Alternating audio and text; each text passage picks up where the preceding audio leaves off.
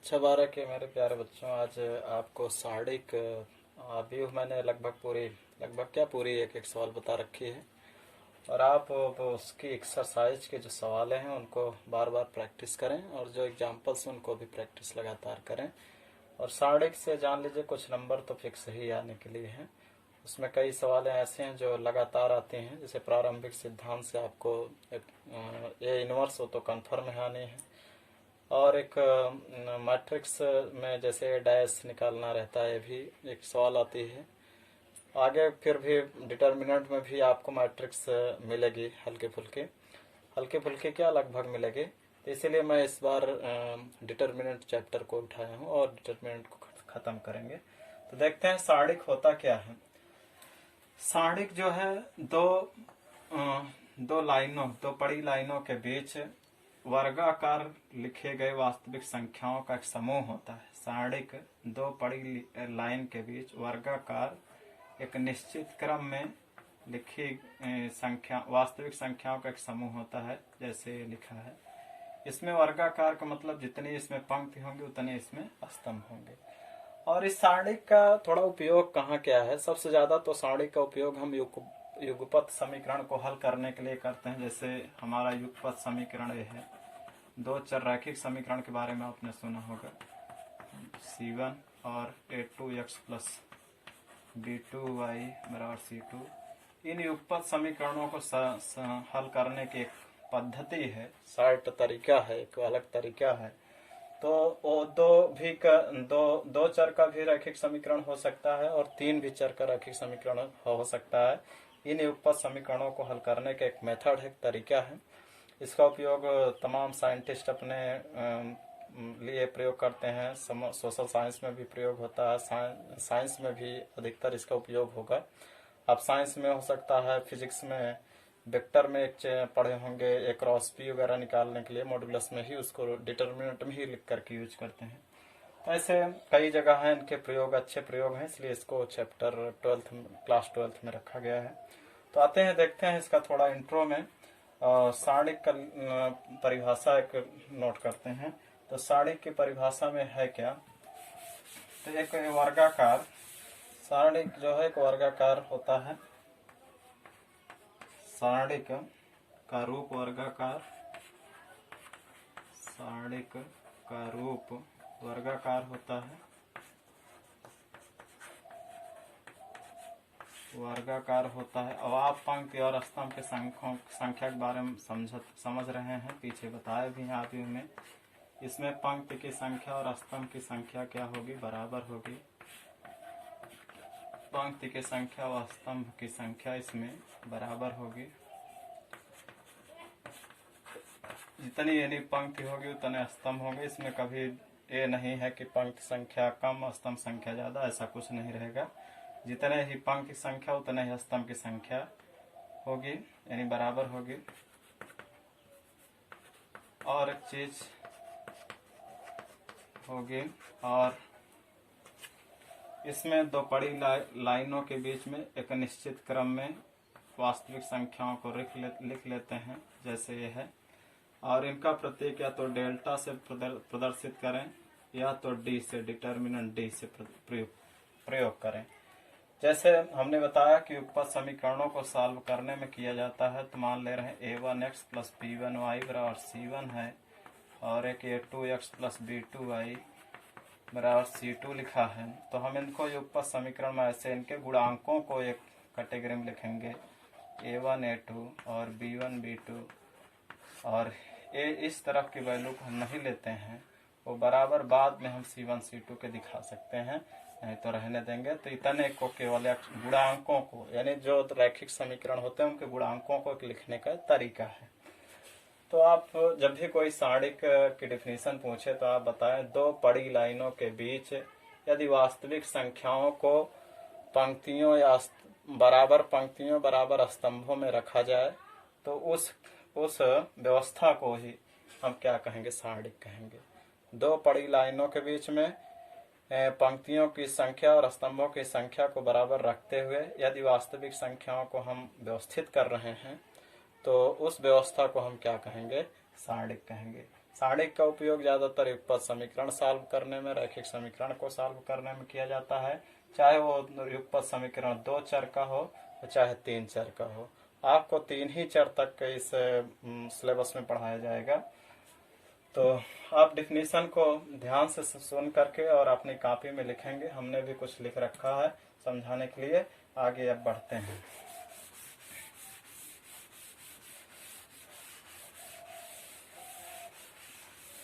उसके बाद आता है, आप ये सारणिक का संकेतन और प्रतीक समझ गए हैं। सारणिक को किस से व्यक्त करते हैं, सारणिक का संकेतन व प्रतीक। तो आपको हमने बताया सारणिक को डेल्टा से प्रदर्शित करते हैं या डी से। किसी भी सारणिक को अगर दिखाना है तो ऐसे हम लिखें 1 2 3 4, या हम इसको लिख सकते हैं डी बराबर 1 2 3 4 लिख सकते हैं। इसके बाद आता है सारणिक में पंक्तियां और स्तंभ। सारणिक में पंक्तियां कौन सी होंगी, स्तंभ तो वही पूरा अवयव का ही चलेगा, खाका यहाँ भी। यदि कोई सारणिक हमारे पास ऐसे लिखा है 3 4 2 6, तो जो ए है इसको रो 1 बोलेंगे, यानी इस पूरे को रो 1 बोलेंगे, इस पूरे को रो 2 बोलेंगे, और जो इस तरह से हैं इनको कॉलम 1 बोलेंगे और इनको कॉलम 2। और इनको दर्शाते कैसे हैं, इनको कहेंगे कि अब उसमें था अवयव में तो क्रम चेंज भी रहता था, कभी पंक्ति संख्या ज्यादा पंक्ति संख्या कम, इस ये मामला रहता था। लेकिन इसमें एक चीज है कि जितनी पंक्ति रहेगी उतने स्तंभ रहेंगे। तो हम अगर कहें कि सारणिक किस कोटि का है, तो 2 गुणे 2 है पंक्ति संख्या, लेकिन इसको हम क्या कहेंगे, 2 कोटि का। तो आपके सिलेबस में 2 कोटि या 3 कोटि का सारणिक भी पढ़ने को मिलेगा। तो हम इनको अगर 3 कोटि कह रहे हैं तो इसका मतलब उसमें 3 पंक्ति और 3 स्तंभ रहेंगे। कोटि यहाँ बहुत पूरी नहीं, पंक्ति स्तंभ पूरा नहीं लिखा जाता, सिर्फ 2 कोटि कह दिया जाएगा। तो उसी में सब शामिल है कि 2 पंक्ति 2 स्तंभ होंगे। कोटि जो लिखा है उसमें 3 कोटि के कहने का मतलब 3 पंक्ति और 3 स्तंभ होंगे। तो आगे देखते हैं हम। पंक्ति और स्तंभ आप समझ रहे हैं, स्तंभ है और एक कॉलम है, ये स्तंभ है और एक पंक्ति है। देखते हैं आगे हम क्या कहते हैं। तो इस तरह से कुछ जैसे ये भी कह सकते हो, ऊर्ध्वाधर को हम कॉलम कहेंगे, क्षैतिज लाइनों को हम रो कहेंगे। आगे देखते हैं।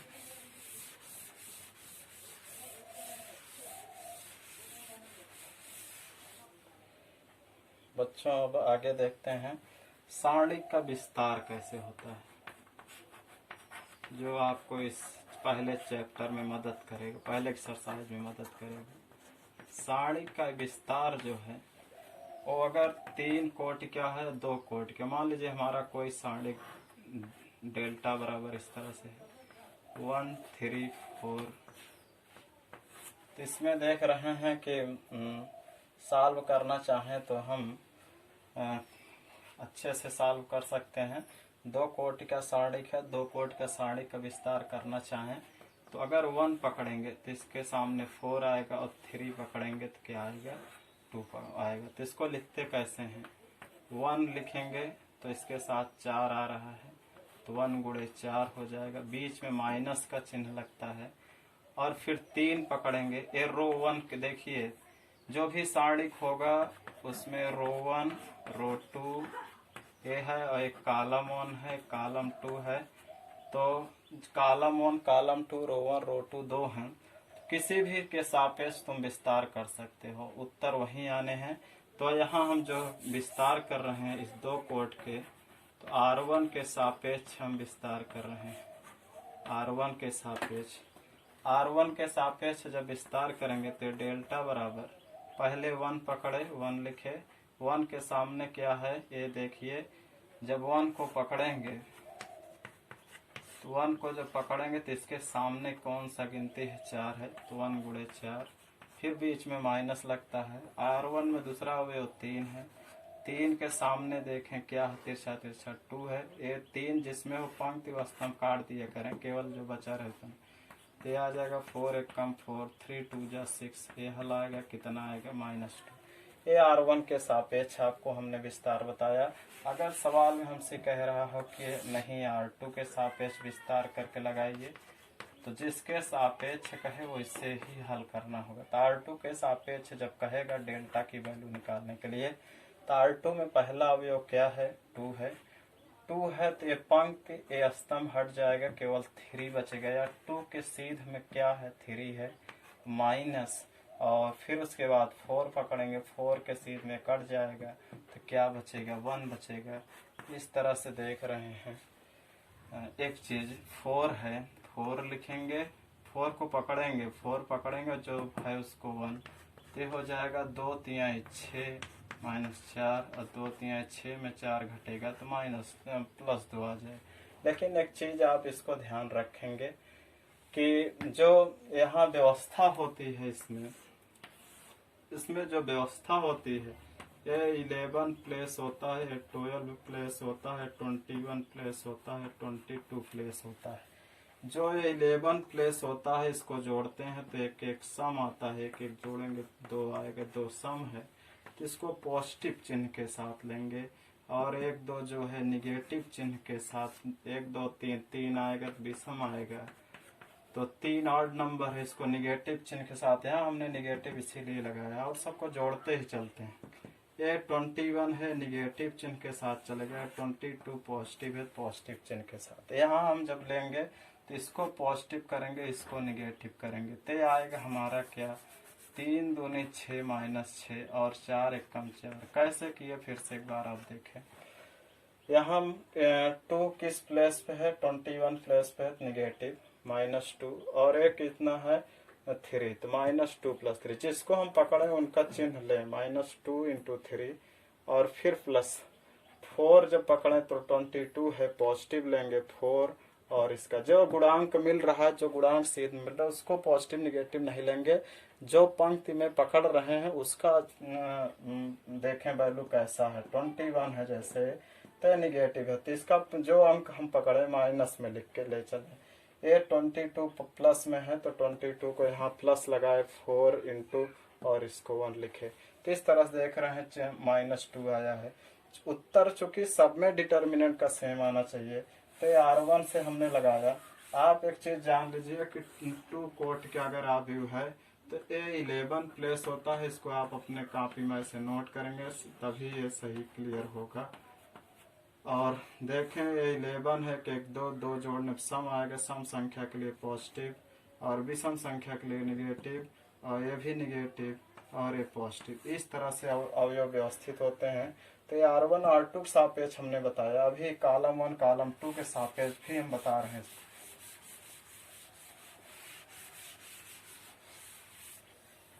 जैसे मान लीजिए हमारे पास डेल्टा बराबर मिला हो, इसको तो हमने भी मिटा दिया, 1 2 3 4 ऐसे है।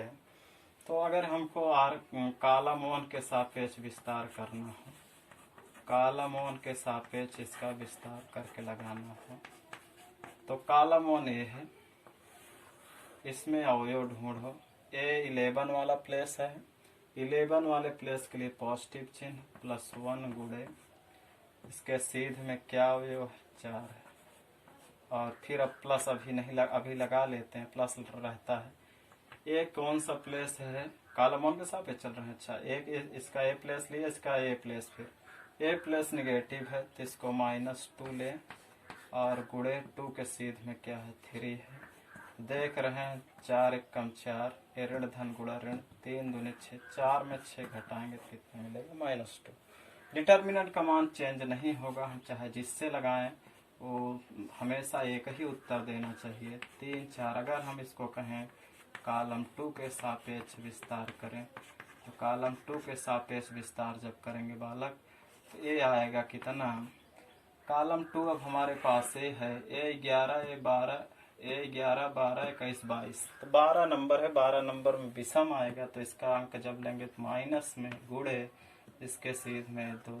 इसमें चिन्ह नहीं लेते हैं, जो पहली गिनती यूज करते हैं, जो कॉलम यूज कर रहे हैं उसके अंकों को हम स्थान से चिन्ह सहित लेते हैं। इसको आप ख्याल में रखे रहेंगे पूरा।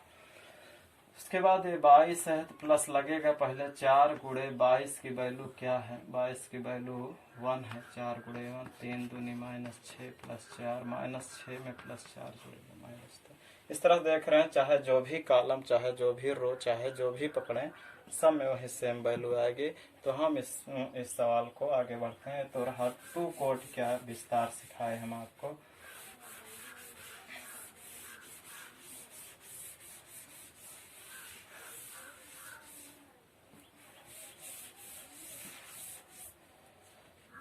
इस तरह से अगर हमको डेल्टा बराबर अगर ऐसे दिया हो A11 A12 A21 A22, यदि हमको रो 1 से विस्तार करके हल करना हो तो हम आज बता दे रहे हैं इसका फार्मूला ही।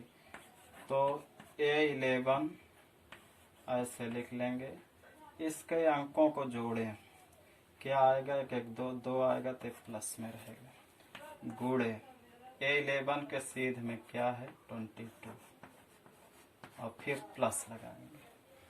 आए ये रो 1 है ही है, A12 पकड़े, A12 पकड़े, इनके अंकों को जोड़ें, जो रो पकड़ रहे हैं उसके साथ चिन्ह लगाना है। A12 2 1 3 3 निगेटिव आएगा, माइनस लगाएं, और गुणे किसके साथ A21 के साथ, इसमें चिन्ह नहीं लगेगा, जो रो पकड़ रहे हैं उसी में चिन्ह। आप इस वीडियो को बार बार देखें, बहुत अच्छा हम इसको बता रहे हैं, आप ध्यान रखेंगे।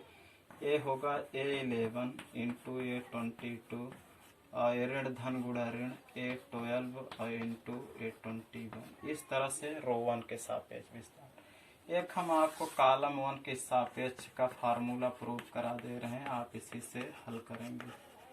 कॉलम 1 के सापेक्ष यदि लगाएंगे तो यही सवाल देखें कैसे होता है। कॉलम 1 हमारे पास ए अवयव है कॉलम 1 में, कॉलम 1 माने ऊर्ध्वाधर, तो A11 है, पहले कॉलम 1 का ए अवयव A11, तो देख रहे हैं 1 1 2 है, 2 जोड़ने पर अर्थात प्लस चिन्ह लगेगा।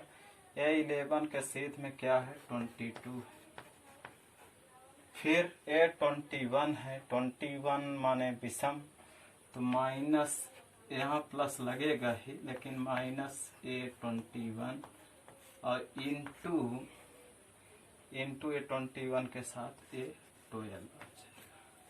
तो आप इसको विस्तार आराम से कर सकते हैं। इसी तरह अगर हमको कॉलम 1 के सापेक्ष, कॉलम 2 के सापेक्ष अब आप करेंगे। अब हम चलते हैं थर्ड कंडीशन, दूसरे 3 कोटि के लिए। तो 2 कोटियों का विस्तार हमने करना सिखाया।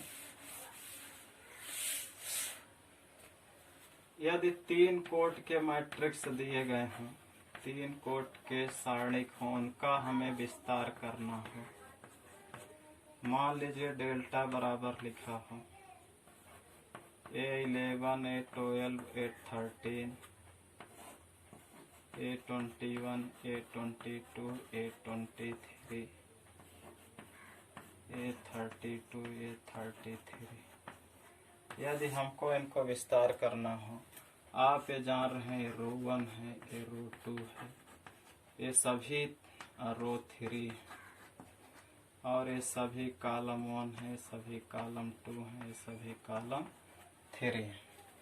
यदि हमको रो 1 के सापेक्ष विस्तार करना हो, और एक चीज हम बता दें, यहाँ सारणी कुछ इस तरह से 3 कोट में A11 है तो इसके साथ पॉजिटिव चिन्ह, यानी जो जिनको जोड़ने समय उनको पॉजिटिव करें। हम बहुत ज्यादा इसको और है तो और इसका तरीका कि -1 घाते, सबका प्लेस -1 घात का होता है, यानी ये -1 प्लेसेस पे रहता है, तो 1 + 1 ये जुड़ जाता है, -1 1 1 2, -1 को गुणा करेंगे, यानी हर प्लेस को -1 करके घात पे रखा जाता है। यही जो इसके नीचे लिखे हैं कि दूसरी पंक्ति दूसरे स्तंभ का है, तो वही घात यहाँ चढ़ती जाती है, तो उसे निगेटिव आता जाता है।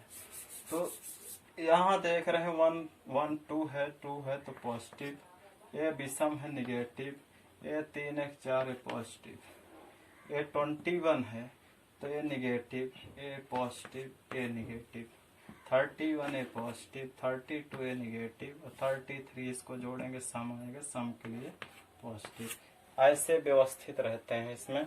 तो जब भी हम लगाएं तो प्लस माइनस का ख्याल, यानी सबको हम जोड़ेंगे, लेकिन यही चिन्ह है जो रो पकड़े, जो कॉलम पकड़े, इस चिन्ह के साथ अवयव लिखे जाएं तो ज्यादा सही पड़ेगा, ज्यादा दिक्कत नहीं होगी। तो R1 के सापेक्ष अब हम विस्तार इसको करके दिखा रहे हैं आपको। R1 के सापेक्ष जब विस्तार करें तो R1 का पहला अवयव क्या है, A11। आप देख रहे हैं 11 सम संख्या है, सम संख्या तो इसके आगे चिन्ह पॉजिटिव लगेगी। इसके बाद 11 जब पकड़े तो एक पंक्ति ये स्तंभ छोड़ दें, इतने अवयवों को हम लिख लें। 11 जिस पंक्ति में, उस पंक्ति के सारे अवयव को छोड़ दीजिए, उस स्तंभ के सारे अवयव को छोड़ दीजिए, तो बचा एक डिटर्मिनेंट, छोटा डिटर्मिनेंट A23 और A32 के बचेगा। आगे चले, अब हम दूसरा अवयव इसका लें A12। A12 कैसे प्लस हम लगाएं, लेकिन A12 कैसे है, A12 के साथ कौन सा चिन्ह लगे, माइनस चिन्ह, तो हम माइनस लगाएंगे तो ऋण धन के गुणा क्या हो जाएगा, माइनस हो जाएगा। अब फिर अब A12 के साथ A12 हो तो जो जिस रो में या जिस कॉलम में A12 उन सभी अवयवों को आप छोड़िए। A12 ये पूरी पंक्ति, ये पूरा स्तंभ में पूरा पंक्ति हटेगा, तो ये दोनों अवयव बचेंगे दो, यानी A21 बचेगा, A31 बचेगा, A23 बचेगा और 33 बचेगा। और प्लस हर बार लगाते हैं, बस वहीं आप ख्याल रखेंगे। यहाँ A13 इसका तीसरा अवयव लेंगे, 13 पॉजिटिव है, पॉजिटिव चिन्ह लेकर ही आएगा। और इसमें हम देखें क्या रखते हैं अवयव, A13 है तो ये पूरी पंक्ति, ये पूरा स्तंभ चला जाएगा, तो क्या बचेगा, इतना अवयव बचेगा। A21, A22 और इसके बाद A31, A32 बचेगा। और छोटे सारणिक को हमने हल करना बताया, चाहे आप पंक्ति से हल करें, चाहे स्तंभ से, किसी से भी हल करें, बहुत आराम से उसको लगाएंगे। तो देखें हम इसको कैसे सॉल्व करते हैं। यहाँ थोड़ा जगह है, हम इसको कर दे रहे हैं। पहले 11 है, A11 लिख लेंगे, इनको इनसे मल्टीप्लाई, हमेशा मेन डायगोनल को पहले गुणा करेंगे, इनका पहला, सेकेंडरी डायगोनल है बाद में, मेन डायगोनल को करेंगे तो आपका गलत नहीं होगा, नहीं प्लस माइनस में गलत होगा। तो आप एक चीज ध्यान रखेंगे, मेन डायगोनल को पहले गुणा करें। A22 गुणे 33, बीच में माइनस चिन्ह, इनका इनसे गुणा कर लेंगे। A33, A23, इसके अंदर का भी जो है, चाहे जिस मेथड से सॉल्व करें, इनको इनसे गुणा कर लें, इनको इनसे गुणा, इनको गुणा करने के बाद इनसे गुणा करें, घटाएं, बीच में घटाना का चिन्ह लगता है। वो चिन्ह क्यों लगता हो अभी आपने किया, चिन्ह हम प्लस ही लगाते हैं, लेकिन A11 इसको अब हम थोड़ी देर के लिए देख रहे हैं। A22 है पॉजिटिव, इसके लिए पॉजिटिव चिन्ह। A23 जब पकड़, उसके बाद A23 एक कमी हमने की है, A22 के 23 से 32, ये 32 होगा। तो देख रहे हैं